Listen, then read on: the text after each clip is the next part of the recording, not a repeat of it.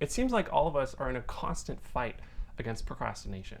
But something I've realized is that procrastination can actually be a really effective asset if used effectively. Today, we're going to be looking at 4 unique ways that we can actually leverage procrastination in order to increase our productivity.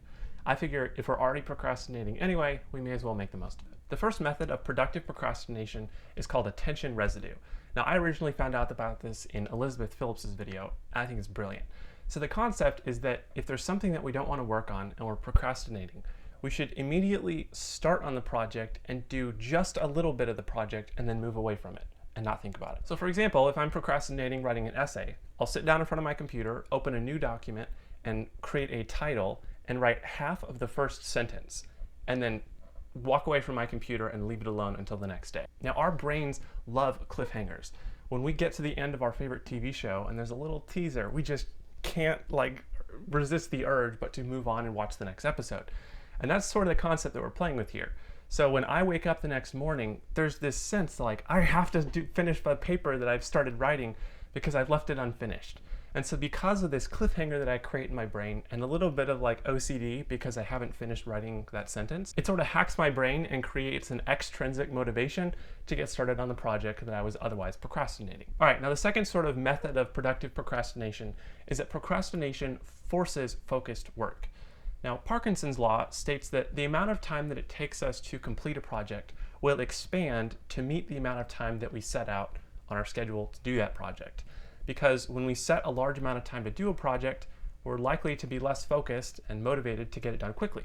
So it takes longer. Now, the common solution to this problem is time blocking, where we set a limited amount of time to get a project done. And so we end up getting more done in a shorter amount of time. Now, procrastination does the same thing naturally. For example, the night that an essay is due, we have what I like to call the 11th hour of academia rampage frenzy, where it seems like our work goes at 10x speed because there's a deadline and there's no other option. And that's not necessarily a bad thing if we're working at 10x the speed. I have a lot of friends who will deliberately write their essays pretty much right before they're due, because if they work on them any earlier, it's really hard for them to stay focused because it feels like there's no purpose or drive behind their work. And so if we're really careful at utilizing this technique, we can effectively create these hard deadlines and these time blocks in which we're able to work much faster to get a job done. Now, of course, I'm not saying that we should do this for everything, but I think that it is an effective tool to put in our toolbox that might be useful to pull out once in a while. The main thing to note is that we should be really careful which subjects we do this in, because while it's very effective to do this when writing an English paper, it is not effective to cram for a biology exam the night before the exam. So take it at your own risk. The third method of productive procrastination is that procrastination gives us a motivation to do the things in life that are important but not urgent. So for example, suppose that we're procrastinating writing an English paper, and so we spend the morning doing something that still feels productive but isn't the thing that's at the top of the to-do list. So suppose we spend the day washing dishes and cleaning up our workspace and exercising and working on our side hustle projects. That's not inherently a bad thing if we do a bunch of things that are productive and we do them all in record time. All right, here's a personal example. I've found that a lot of times when I have about a half of a workday worth of school to do, and I have the other half of the day that I have for recreation, if I do my school first, then in the second half of the day, I often don't feel motivated to do anything special, so I'll just sit on my phone and binge watch YouTube all day.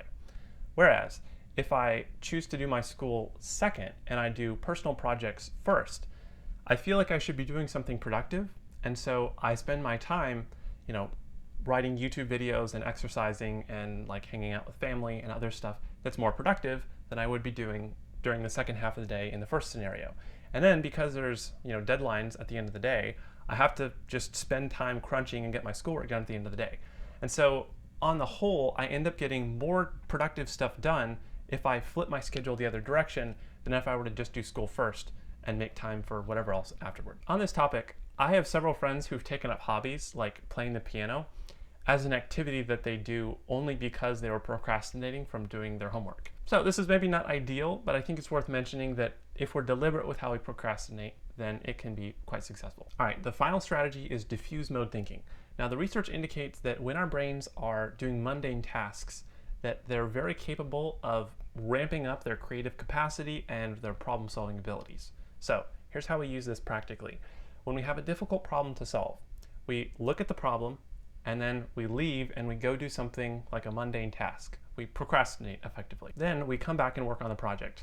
And because our brain has been working behind the scenes subconsciously to figure out the problem, we're going to have better results than if we had just continued plowing through the project. Now, according to the research, it's best to do something not too mentally involved during our procrastination time. So something like playing ping pong or going for a walk or cleaning is ideal because it leaves some mental bandwidth for our brain to work on the problem in our subconscious. And so ideally, when we return from procrastination, we will be able to perform better work than if we hadn't have procrastinated. Procrastination gets a really bad rap, but I think with a little bit of intentionality and the use of some of these productive procrastination techniques, we can take procrastination, which is normally seen as really negative, and turn it into something that is net positive. And if you're procrastinating right now, you might enjoy the video that I did that I will link up here about why you should keep your goals a secret. Until next time, have a great day. Cheers.